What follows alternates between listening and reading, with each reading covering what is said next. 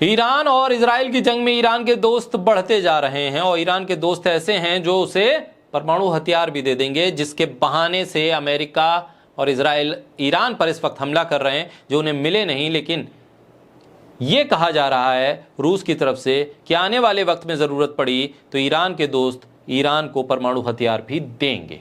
यानी जंग किस हद तक विनाश लेकर आएगी, अंदाजा लगाइए। इस्तांबुल में इस्लामिक सहयोग संगठन ओआईसी की बैठक के दौरान ईरान के विदेश मंत्री अब्बास अरागची ने ऐलान किया है कि वो सोमवार को रूस के राष्ट्रपति व्लादिमीर पुतिन से मिलने मॉस्को जाएंगे और यह फैसला अमेरिका की ओर से ईरान के 3 अहम परमाणु ठिकानों पर हवाई हमले के बाद किया गया। हालांकि ये हमले किए भी गए सही जगह या नहीं, इस पर सवाल है, क्योंकि ऐसा कोई भी सबूत नहीं मिला जिससे कहीं पर भी ये लगे कि किसी भी परमाणु ठिकाने को टारगेट किया गया हो या निशाना सही जगह लगा हो। ये मुलाकात बहुत महत्वपूर्ण है दुनिया के लिए, ये तस्वीरें भी दुनिया के सामने। दूसरी, मॉस्को में रूस के पूर्व राष्ट्रपति और सुरक्षा परिषद के उपाध्यक्ष दिमित्री मेदवेदेव ने ट्रंप पर तीखा हमला बोला। उन्होंने टेलीग्राम पर लिखा कि ट्रंप शांति का वादा लेकर आए थे, लेकिन अब अमेरिका को मध्य पूर्व में एक नई जंग में वो झोंक चुके हैं।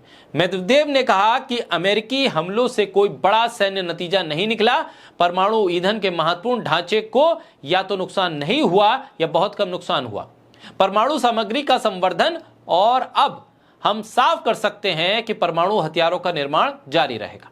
मेदवेदेव ने दावा किया कि कई देश ईरान को अपने परमाणु हथियार देने को तैयार है, लेकिन उन्होंने इन देशों का नाम नहीं बताया। उन्होंने यह भी कहा कि इजराइल की जनता अब हर वक्त डर में जी रही है, जहां कई इलाकों में विस्फोट हो रहे हैं। उन्होंने कहा कि अमेरिका अब एक नए संघर्ष में फंस चुका है और जमीनी सैन्य कार्रवाई की संभावना भी बन सकती है। मेदवेदेव ने कहा कि हमलों से ईरान की राजनीतिक सरकार न केवल बची रही बल्कि और मजबूत हो गई। उन्होंने कहा कि ईरान का राजनीतिक तंत्र बच गया और शायद अब वो और भी मजबूत हो गया है। जनता अपने देश के धार्मिक नेतृत्व के इर्द गिर्द इकट्ठा हो रही है, जिसमें वो लोग भी शामिल हैं जो पहले उनके खिलाफ थे या उदासीन थे। नोबेल को लेकर ट्रंप का जिक्र करते हुए मेदवेदेव ने कहा कि ट्रंप का नोबेल शांति पुरस्कार धरा का धरा रह गया। कौन से दोस्त हो सकते हैं? इस पर उत्तर कोरिया को आप मत भूलिए, जिसने साफ तौर पर कहा था कि इस दौर में हम ईरान के साथ मजबूती से खड़े। यह तब कहा था उत्तर कोरिया ने जब बहुत से देश मुंह खोलने को तैयार नहीं थे। कभी इजराइल की गोद में बैठते थे, कभी ईरान को फोन करते थे, ऐसे देश भी थे। लेकिन उत्तर कोरिया ने सीधे तौर पे कहा कि हम हर वक्त हर मुश्किल में ईरान के साथ खड़े।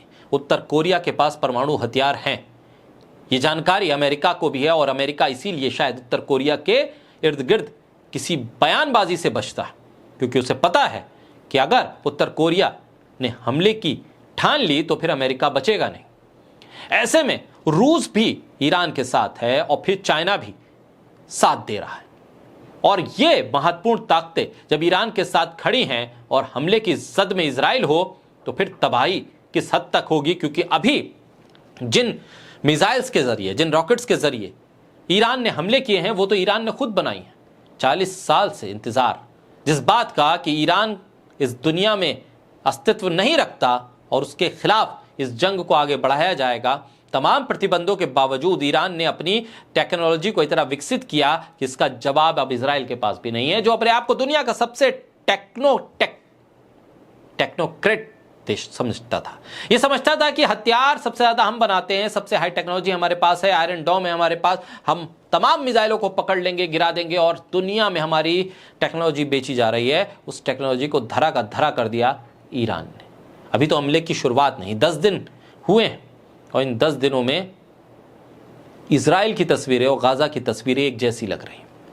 अब ऐसे में अगर मेदवेदेव का दावा सही है और परमाणु हथियारों तक की बात आ गई है तो फिर ये समझिए ये स्थिति कहां तक जाएगी, किस विनाश तक जाएगी।